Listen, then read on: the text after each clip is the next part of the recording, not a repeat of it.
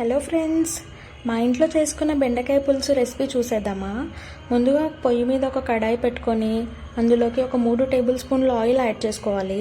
Oil వేడైన తర్వాత అందులోకి కొంచెం జీలకర్ర, ఆవాలు, అలాగే కొంచెం మినప్పప్పు, శనగపప్పు, 2 ఎండుమిర్చి యాడ్ చేసుకోవాలి. అలాగే 4 వెల్లుల్లి రెబ్బల్ని కొంచెం సన్నగా మెదుపుకొని దీంట్లోకి యాడ్ చేస్తున్నాను. ఆ తర్వాత ముద్దుగా తరిగి పెట్టుకున్న ఒక ఉల్లిపాయ, 2 పచ్చిమిర్చి చీలికలు, అలాగే కొంచెం కరివేపాకును యాడ్ చేసుకొని మంచిగా నీట్గా కలుపుకోవాలి. అది కలుపుకున్న తర్వాత ఉల్లిపాయ కొంచెం మెత్తబడ్డ తర్వాత దాంట్లోకి నేను కొంచెం పసుపు యాడ్ చేసుకుంటున్నాను.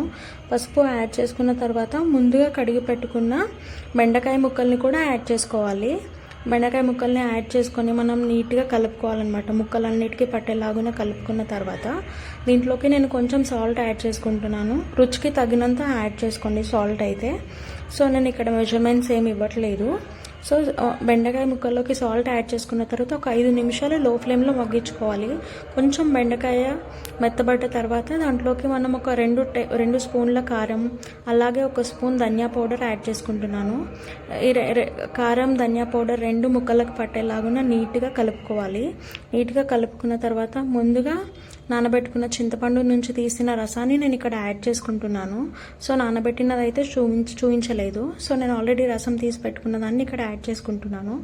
యాడ్ చేసుకున్న తర్వాత దీంట్లోకి ఒక చిన్న సైజ్ బెల్లం ముక్క నేను యాడ్ చేసుకుంటున్నాను. బెల్లం ముక్క అనేది అంటే ఆప్షనల్ అండి, ఎందుకంటే ఎవరికైనా నచ్చితే వేసుకోవచ్చు, నచ్చలేదు అని అంటే వేసుకోనక్కర్లేదు. సో నాకైతే ఇష్టం కాబట్టి నేను యాడ్ చేసుకుంటున్నాను ఇక్కడ.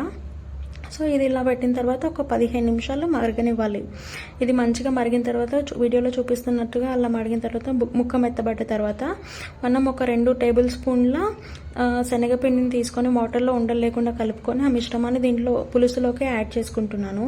పులుసులోకి యాడ్ చేసుకున్న తర్వాత 2 నుంచి 3 నిమిషాలు మరిగించుకోవాలి. మరిగిన తర్వాత ముందుగా సన్నగా తరిగి పెట్టుకున్న కొత్తిమీరని ఇలా యాడ్ చేసుకొని ఒక 2 నిమిషాల నుంచి దింపేసుకోవడమే. ఎంతో టేస్టీగా ఉండే బెండకాయ పులుసు రెడీ.